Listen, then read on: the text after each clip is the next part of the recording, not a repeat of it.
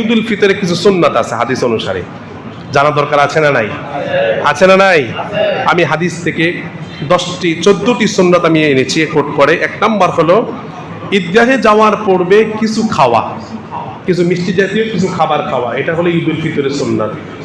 আর আনাস ইবনে মালিক রাদিয়াল্লাহু তাআলা আনহু قال, আনাস ইবনে মালিক থেকে বর্ণিত, তিনি বলেন কানা রাসূলুল্লাহ সাল্লাল্লাহু আলাইহি ওয়াসাল্লাম লা ইয়াখরুজু ইয়াওমাল ফিতরি হাত্তা ইয়াকুলু তামারাতিন। আল্লাহর হাবিব তিনি ঈদুল ফিতর তিনি বের হতেন না খেজুর খাওয়া ছাড়া। কারণ নবীজি খেজুর খেয়ে ঈদুল ফিতরের দিকে তিনি ভ্রমণ করতেন। 2 নম্বর সুন্নত হলো ভালোভাবে গোসল করা। 3 নম্বর সুন্নত হলো সুগন্ধি ব্যবহার করা। 4 নম্বর হলো মেসওয়াক করা। 5 নম্বর হলো ঈদের নামাজের পূর্বে সদকাতুল ফিতর আদায় করা। সদকাতুল ফিতর আদায় করা, সদকাতুল ফিতর এই বছর হলো 110 টাকা। কত টাকা? 110 টাকা করে আমরা ঈদের নামাজের পূর্বে আমরা এটা আদায় করি। যারা আমরা আদায় করেছি, আর যারা আমরা এখনো আদায় করি নাই, আমরা ঈদের নামাজের পূর্বে আদায় করে দেব ইনশাআল্লাহ।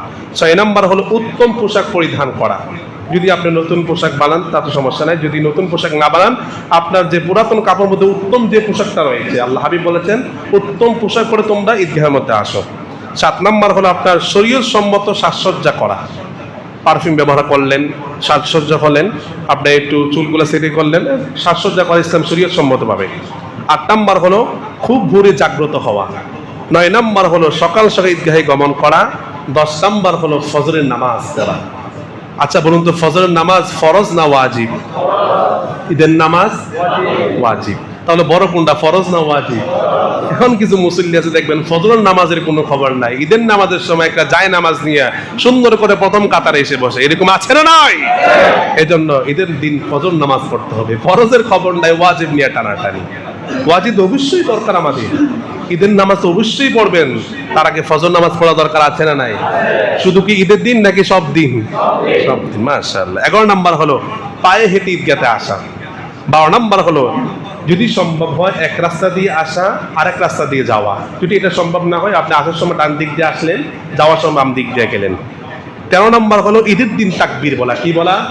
তাকবীর বলেন। তাহলে আমাদের সুন্নাত হলো ঈদগাহে আসার সময় আমরা তাকবীর পড়ে আসবো, আল্লাহু আকবার, আল্লাহু আকবার, লা ইলাহা ইল্লাল্লাহু, আল্লাহু আকবার, আল্লাহু আকবার, ওয়ালিল্লাহিল হামদ। আমরা ঈদের নামাজ পড়ে বাড়িতে যাওয়ার সময় আমরা তাকবীরটা পড়ব। তবে একটা মাসআলা হলো ঈদুল ফিতরের দিন আস্তে আস্তে পড়া, ঈদুল ফিতরের দিনে আস্তে আস্তে পড়া, আর ঈদুল আজহার দিনে জুড়ে জুড়ে পড়া। ঈদুল আজহার দিনে জুড়ে জুড়ে পড়া।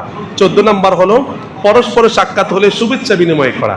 সাহাবায়ে কেরাম ঈদের দিন, সাহাবায়ে কেরাম রাসূলের একটা সুন্নাত ছিল, তারা একজন অপরজনকে দেখলে বলতেন তাকাব্বালাল্লাহু মিন্না ওয়া মিনকুম, তাকাব্বালাল্লাহু মিন্না ওয়া মিনকুম, শুভেচ্ছা বিনিময় করা ঈদের দিনে।